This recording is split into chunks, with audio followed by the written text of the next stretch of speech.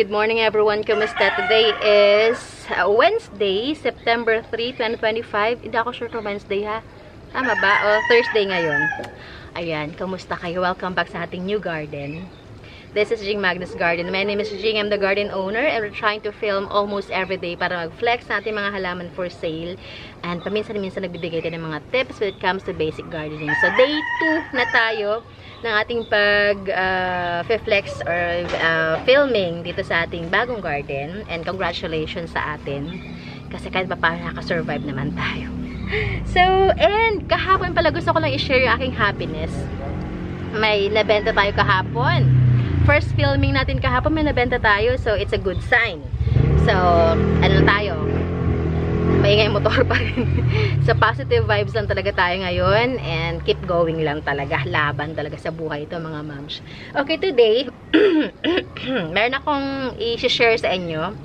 As I always do, kapag merong chance na makapag-share ng mga tips. Huwag nyo napapansin ito ha. Payong kasi to. Iinit kasi. Wala tayong mulberry, kaya wala tayong silong. Eto. Ay, yan na. Nahulog na, tutumba na siya. Naghahanap ako ng magandang pwesto niya eh. Para hindi tayo maarawan, mainitan. Takat kasi sa balat din. Hindi ko pa siya nagawa ng magandang pwesto niya kasi. Diyan lang muna. Ay, pangit nakaharang sa video natin. Dito ka kaya? Or dito kaya? Kailangan ko lang kasi ng payong. Mainit kasi eh. Ayan. Ay, sobrang silaw naman. Sorry ha. Na medyo naguluhan tayo sa payong natin. Yan. Yan, siguro okay na yan, oh. Eto, matagal ko lang ginawa ito. Oh, kanyan, tingnan nyo ang kanyang ugat. Ito yung another way ko of propagating the philodendrons, most especially this Paraiso Verde. Yan. Ang ating FB. So, yan, ang ating thumbnail for today. Na-miss ko yung intro ko. Hindi ba ako nakapag-intro kahapon, no? So, tingnan nyo naman. Ang tawag dito is water propagation. Ika-cut nyo lang yung kanyang, ayan, top cut. And make sure na may nodes, ha? Ayan, ganyan na kadami ugat niya, oh. So, transfer natin to. Ganito lang. Pwede ito i-transfer sa pot today. And, ipapakita ko sana sa inyo kung paano ko ginagawa. Pero, hindi ko na-prepare kasi yung ika-cuttings natin. Good morning! Ay, tanghali na pala. Now, next time ko na lang papakita sa inyo kung paano ako mag-water propagation, ha? Para, yan, may pag-uusapan tayo next time. Now, nakapag-prepare na ako ng pot. Transfer natin sa pot na ganito. Parang sakto naman siya, no? Sakto naman siya. Lagay tayo ng ating soil mix.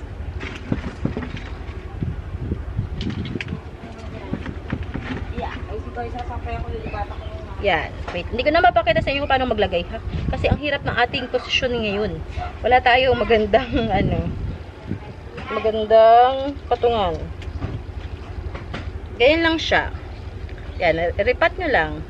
And then hintayin nyo lang mag-stable. Pag ganito kadaming ugat na, yan, ano na to, malaki yung chance of survival niya na. Kaysa yung cuttings, diretso, tanim, medyo ano yun eh, nasa delikadong side pa siya kasi nga syempre may chance na mag-root rot. Yes, syempre mag-a-adjust pa siya doon sa bagong ano niya, potting, bagong location, ayan. Yan na siya. So meron tayong bagong Paraiso Verde. So in a few days, pwede ko na ito i-release. Basta makapag-adjust na siya sa lupa. Dago muna natin to. Hindi siya pwedeng maarawan bongga kasi mabibigla siya. Okay, so yun lang. Ganun lang siya kasimple. Kuha lang kayo ng mga botelya nyo dyan na walang laman. Lagyan nyo ng water. Tapos mag-cut kayo ng mga philodendrons inyo. Or yung medyo sensitive yun ng mga halaman na gusto i-propagate. Tapos tago nyo lang sa medyo malilim na lugar. And hayaan nyo lang sila mag-ugat doon. Okay. So flex na tayo. Ay, ito pala. Kala ko naiwan ko na naman. Okay, so first spot natin for today's video is ang ating, yan, ang ganda ng jeans nito, oh. Ang ating variegated burl marks. Yan ang kanyang jeans, ang ganda, oh. Yan. May burl marks pa ba ako? Feeling ko wala na akong mother nito. Kasi nung naglipat, hindi ko na sila mahanap. But anyway, sige. Ito na lang muna siguro. Bigay ko to sa inyo na 200 pesos. 200 na lang to. Ganito kagandang jeans. Mahal yan before. 200 na lang yun. Lagyan natin ng tag price na this time para hindi na ako malito. 200.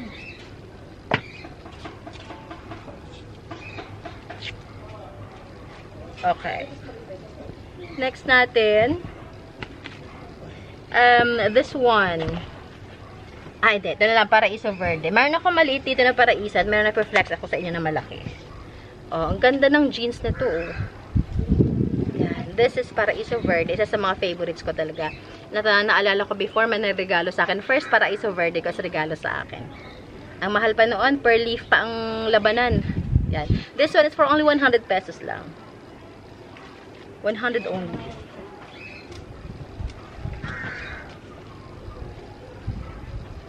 Okay, i-flex ko naman sa inyo ngayon yung malaki, yung big size. Mother ko to actually, napajayan ko na yung mga dahon niya. Pero let go na natin kasi wala tayong space. Okay, ito na. Ayoko man siyang let go, pero I have no choice. I need to.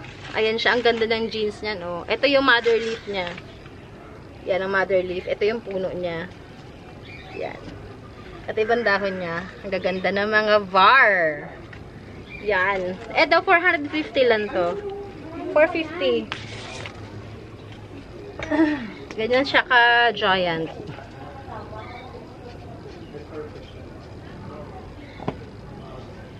Okay. Next natin. Next one. After pala nating filming today, papack na ako ng delivery natin.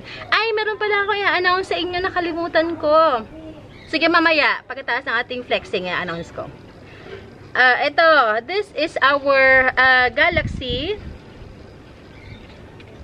Anong Galaxy ba ito? PPP Galaxy ata. Hindi, ba't wala siyang pula-pula? Kasi pag PPP Galaxy, basta Galaxy siya, hindi ko alam kung White Knight Galaxy or PPP Galaxy. Hindi to PPP Galaxy. Ano yata to? Wizard. White Wizard. Ayan. Yan siya. Hindi ko nawala na yung tagging kasi nagkagulo-gulo na. Okay, this is, sige, benta ko to sa inyo ng kahit ano na lang to. 450. 450. This is Galaxy, ha. Hindi ko lang kung siya ay White Knight, White Wizard. Pero definitely not PPP Galaxy. Kasi wala yung mga pula-pula niya eh. Yung PPP Galaxy kasi is may mga red spots, red splashes. 450 lang yun. Pero ang bili ko ng mother niya nasa 1.2 ata. Yun ay top cut ko naman na. Next natin, itong ating Pink Princess. Pink Princess. Ayan siya. Ayan ang kanyang var. Ito yung new leaf niya, oh. Ayan ang new leaf. Ayan ang var ng Pink Princess. May var din sa likod. Sige. This one, sige, benta ko to sa inyo ng kahit 285 na lang to. 285. Pink Princess. PPP 285. Ba't wala nang talab tong aking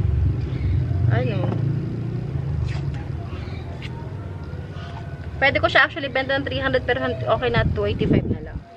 Ito naman is 100 pesos ang ating Piñati Partita. 100 pesos lang yan. Ayan. Meron tayong Jungle Fever dito. Jungle Fever natin. Yan, 100 pesos din. Ay, yan ang hangin na hinahanap ko kanina. Ayun na. Kasi yung payong natin ay gumagalaw din.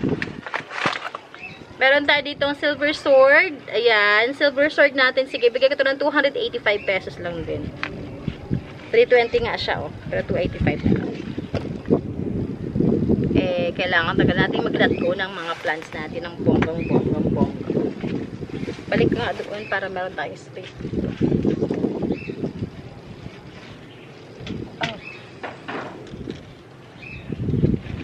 Balik ikaw, balik.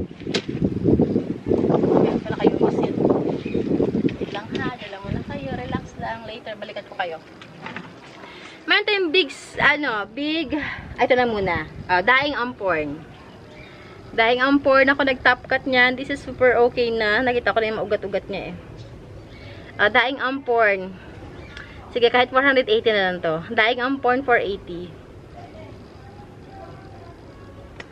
Hindi, bagsak natin itong presyo natin ito. Daing Amporn, 480. Sige, bigay ko 400 na lang.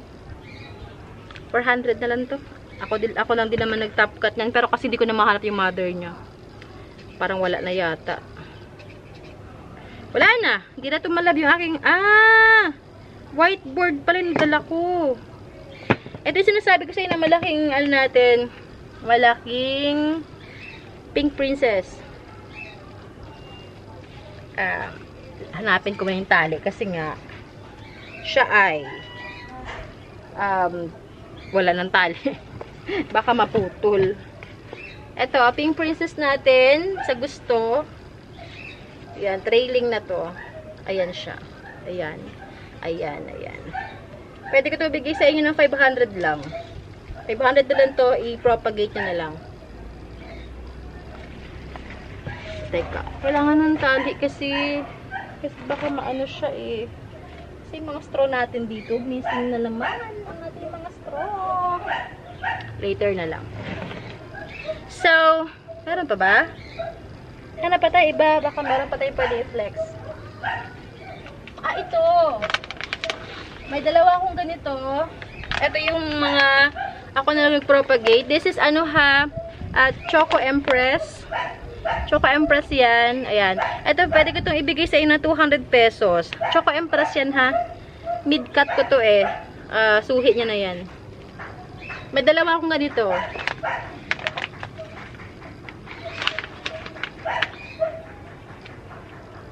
Ito naman, Choco Empress din to. Pero mas malaki siya. Yan, Choco Empress yan. Yan, ugat yan oh.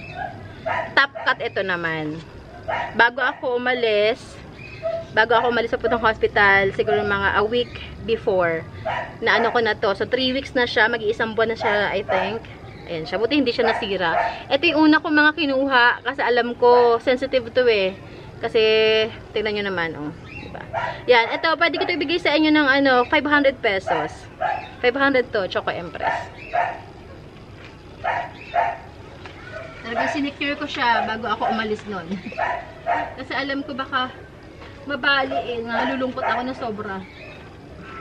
Kasi matagal ko siyang inalagaan. Okay. So, yun lamang. Teka. Balik ka doon. Baka magalanda ako no, sayang.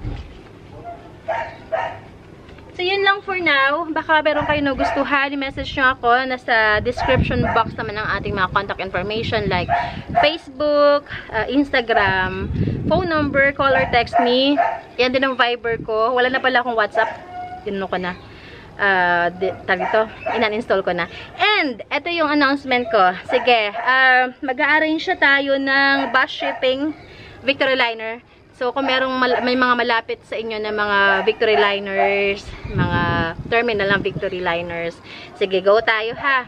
Pero alamin ko pa kung magkano kasi it's gonna be my first time if ever. Alamin ko pa muna sa Victory Liner kung paano proseso, kung magkano. So, yan, stay tuned.